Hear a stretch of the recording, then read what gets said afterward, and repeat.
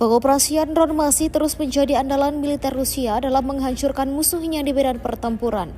Penggunaannya yang praktis dalam meluluh lantakan target mempermudah kerja militer Rusia dalam menghancurkan target dalam jumlah yang cukup banyak. Terbukti dalam sebuah rekaman yang ramai beredar di media sosial Telegram pada Selasa 6 Agustus 2024.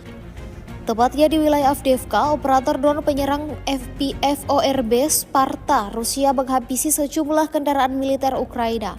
Mulai dari kendaraan lapis baja Ukraina hingga kendaraan yang diimpor dari luar negeri hancur dibombardir drone Rusia, seperti yang terlihat dalam rekaman.